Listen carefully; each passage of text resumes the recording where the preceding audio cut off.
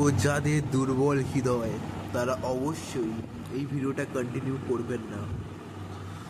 আর যারা ডিস্টার্বিং জিনিস একদম পছন্দ করে না, যেমন গোর, ভায়োলেন্স, তো এই ভিডিওটা তাদের জন্য একদমই না, তারা এখান থেকে যেতে পারে।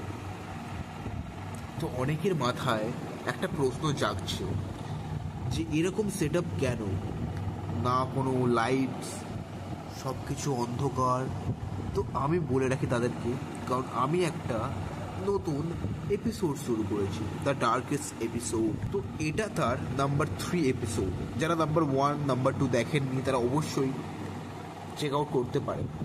তো আজ আমি এমন একটা সিনেমা নিয়ে কথা বলবো যেটা যেই দেখবে, সে যত বড় পৃথিবীর মহান মানুষ হোক না কেন, সে মারা যাবে। কেউ বাঁচবে না এই সিনেমাটা দেখার পর, কারোর ক্ষমতা নেই। এমনকি যদি আমাদের সুপারস্টার শাহরুখ খানও দেখে, সেও বাঁচতে পারবে না, কেউ না। তো আমি কথা বলতে চলেছি Antrum, the deadliest films ever made. তো এই সিনেমাটা এমনই একটা সিনেমা যেটা নিয়ে আমাদের কিছু ইউটিউবার দাদা রয়েছে, তারা একটা নতুন কন্ট্রোভার্সি শুরু করে দিয়েছে।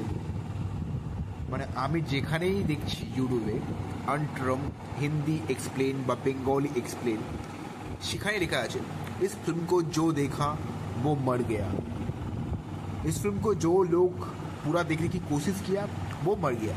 আর বাংলাতে লেখা রয়েছে কেন, এই সিনেমাটি যে দেখবে সে মরবে। হোয়াট আর দ্য ননসেন্স, এটা কি ভাই? এইভাবে জাস্ট কিছু লোককে বোকা বানানো হচ্ছে, জাস্ট, আর কিছুই না। এই সিনেমাটা আপনারা আরামসে পুরো দেখুন, কোনো ব্যাপার না। It's very enjoyable film. এবং আমি তাই ভাবছি, আমি কি বেঁচে আছি নাকি এটা আমার আত্মা? আমি চিমটি কেটে দেখি তো, আমি মনে হয় বেঁচে নেই।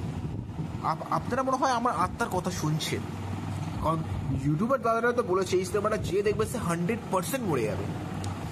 তাহলে আমিও মনে হচ্ছে আর নেই বেঁচে, আই কান্ট লিভ। এবং এই সিনেমাটা একটা ভালো একটা কমেডি সিনেমা হতে হলো না, ক্লাইম্যাক্সটা একটু বেশি ডার্ক হয়ে যায়। এবং তবে আমার হাসি কিন্তু সেই সময় আটকায়নি, যে যা যা সিন চলে এখানে, দারুণ সিনেমা এটা। এই সিনেমাটা অনেকে বলে এই সিনেমাটা দেখি অনেক পুরনো সিনেমা। তো এই সিনেমাটা অ্যাকচুয়ালি 2018 সালের সিনেমা, সেটাকে বলছে অনেক পুরনো সিনেমা, এবং এইভাবে বেচা কেনা হচ্ছে আর কি।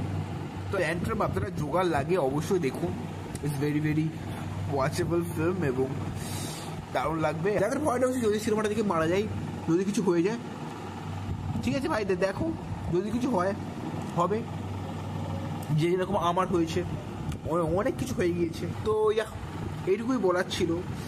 আজকাল মানুষকে বোকা বানানো যে কী যে সহজ হয়ে যাচ্ছে, বিশেষ করে ইউটিউবারদের।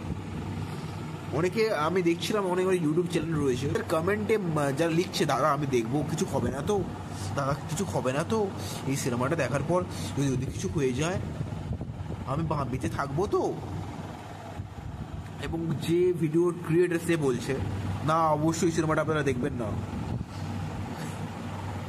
ভয় দেখানোর একটা আলাদাই ব্যবসা। তো ভাই এইটুকু, যদি ভিডিও ভালো লাগে লাইক সাবস্ক্রাইব করতে ভুলবেন না। দেখা হচ্ছে নেক্সট ভিডিওতে। সবাই গাইস।